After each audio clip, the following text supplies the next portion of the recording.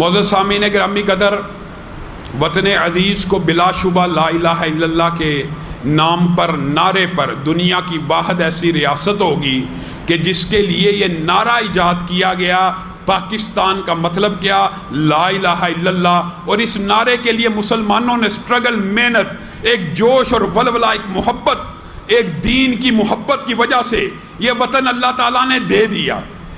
اگر دے دیا تو کیا بس وطن کا حصول ہی کافی تھا؟ میرے بھائیوں، ہر جمعے آپ کے سامنے کوئی نہ کوئی ایسا مسئلہ ہوتا ہے کہ جی کرتا ہے کہ نوحہ کریں، مرثیہ پڑھیں، لیکن اسلام میں یہ جائز افعال نہیں ہیں۔ لیکن کم از کم ہم آواز تو اٹھا سکتے ہیں۔ گزشتہ ہفتہ یہ جو گزرا ہے، افسوسناک واقعہ، وہ حکومت، وہ ادارے، وہ انتظامیہ، وہ سی ڈی اے کے محکمے جو اسلام آباد کے اندر ایک مندر بنانا چاہتے ہیں، وہ مندر بناؤ مہم چلاتے چلاتے مسجد گراؤ مہم پہ اتر آئے۔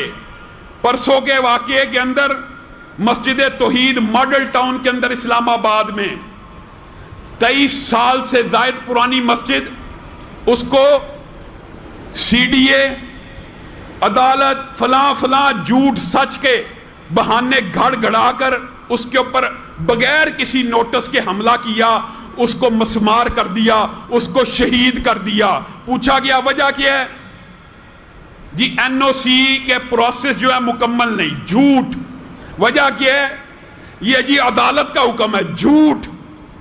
دونوں باتیں سن لیجئے، سوشل میڈیا کے اوپر اس حوالے سے بڑا جھوٹ بولا جا رہا ہے۔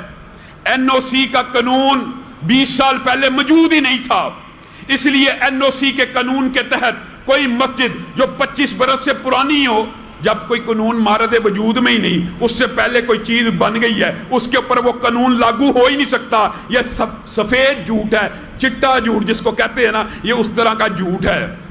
اور لوگوں میں پہلے یہ پھیلایا گیا، بعد میں کہا گیا عدالت نے آرڈر کیے، اٹھائیے عدالت کا آرڈر۔ عدالت نے بغیر کسی مسجد کا نام لیے ایک آرڈر کیا کہ قانون کے مطابق کارروائی کی جائے، اور یہ قانون غریبوں کے اوپر اپلائی ہوتا ہے۔ کوئی حکم نہیں ہے عدالت کا، عدالت کے حکم کی بھی غلط تشریحات کر کے۔ اصل معاملہ کیا ہے؟ اصل معاملہ پالیسی کا ہے، اصل معاملہ اس ملک کی ترجیحات کا ہے، اصل معاملہ سی ڈی اے میں موجود، ان اداروں متعلقہ میں موجود اسلام دشمن افسران کی ترجیحات کا ہے۔ بتائیے، این او سی نہیں ہے، این او سی تو بنی گالا کا بھی نہیں ہے، اس کو کیوں نہیں گرایا گیا؟ اس کے لیے سپریم کورٹ آرڈر کرے کہ اس کو ریگولرائز کر دیا جائے، لیکن مسجد کے بارے میں آرڈر نہیں آ سکتا۔ مسجد کے بارے میں ریگولائزیشن کے لیے کوئی لکونہ، کوئی قانون نہیں نکالا جا سکتا۔ مسجد کو شہید کر دیا۔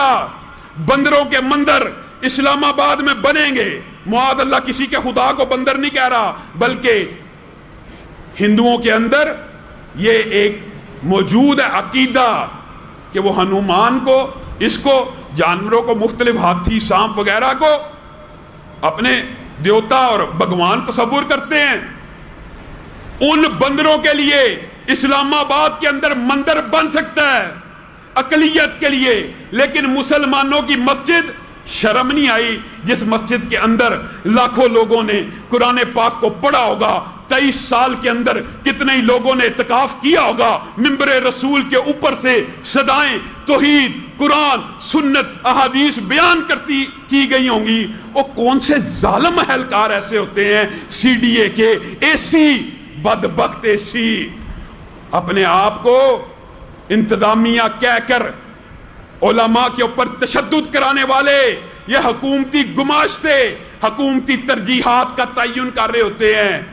بتائیے کتنے حوصلے اور ہمت کی ضرورت ہے، اللہ کی قسم، کہ کسی مسجد کے اوپر حملہ کر کے اس کو گرا دیا جائے۔ مسجد کا امام چھت پہ کھڑا ہے، آوازیں لگا رہا ہے، اے اللہ کے بندو آگے بڑھو، اللہ کی مسجد کو گرانے سے روکو۔ اکیلا اوپر کھڑا ہے، پھر اس کی آواز کے اوپر ہمارے دیوبندی بھائی آگے بڑھے، اللہ کی قسم خراج تحسین پیش کرتا ہوں، علماء دیوبند کا شکریہ ادا کرتا ہوں، آگے نہیں بڑھے، مزاحمت میں شامل ہو گئے، ان کے اوپر بھی تشدد ہوا، ان کے اوپر بھی لاٹھیاں چلائی گئی، پھر بھی فرار نہیں ہوئے۔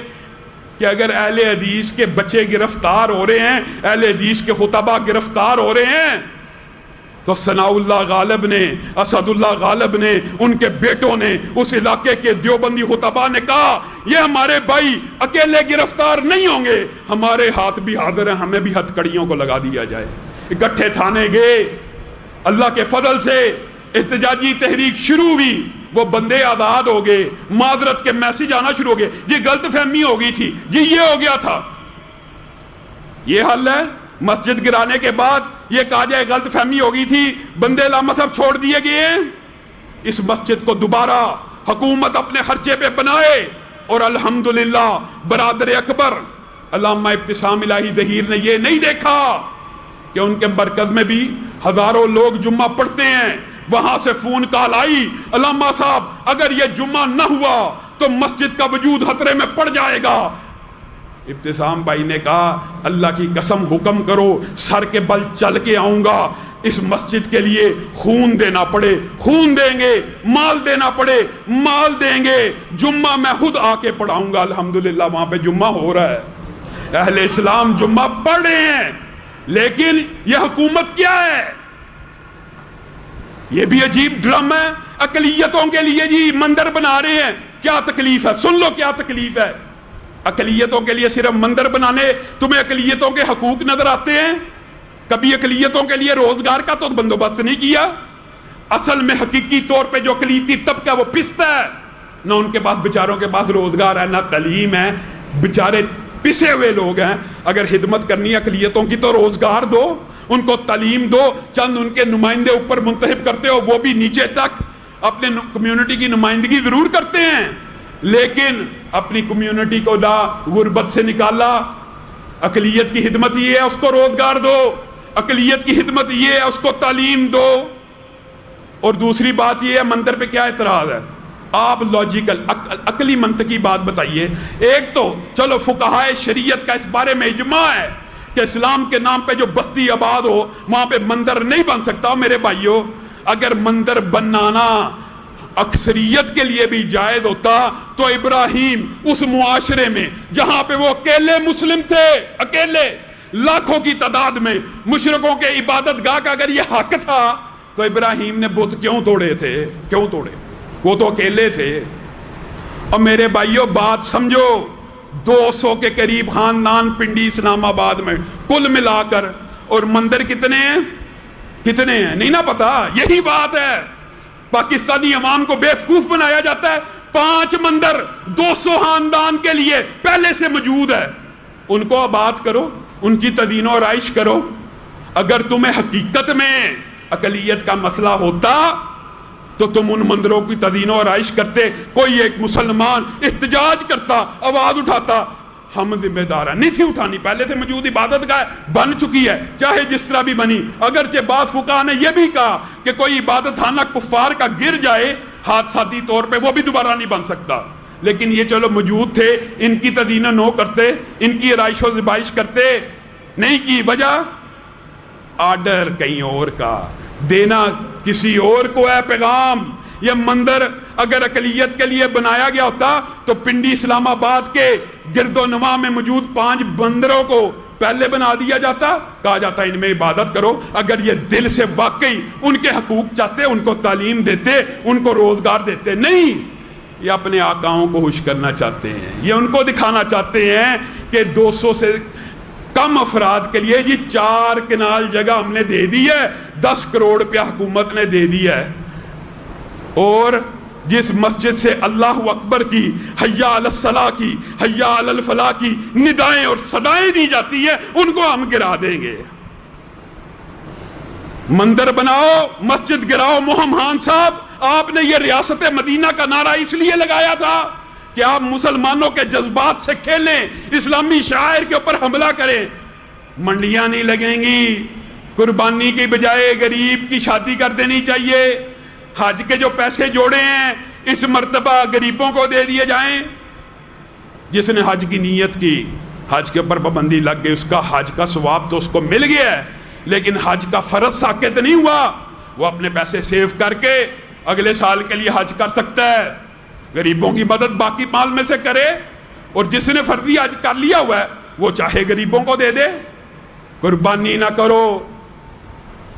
کرونا بندوں سے آہستہ آہستہ جانوروں میں منتقل ہونا شروع ہو گیا، پہلے بھی آپ کے سامنے کہا تھا یہ ہونا ہے، منڈیاں نہیں لگیں گی، قربانی نہیں ہوگی، عید کے اجتماع نہیں ہوں گے۔ اللہ کی قسم، جب تک پاکستان کے اندر توحید پرست اسلام کا نام لینے والے، اور یہ بھی بات یاد رکھیے، اللہ کا شکر ہے آج اہل حدیث، دیوبند، بریلوی اسلام کے مشترکات کے اوپر، معاملات کے اوپر ایک ہو چکے ہیں۔ وجہ کیا ہے؟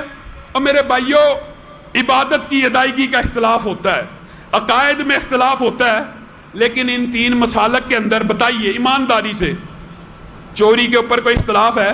ڈکیتی کے اوپر، زنا کے اوپر، سود کے اوپر، غیبت کے اوپر، جھوٹ کے اوپر، رشوت کے اوپر، دنیا کے جتنے معاشرتی معاملات ہیں، بے حیائی کے اوپر، بے پردگی کے اوپر کوئی اختلاف نہیں ہے۔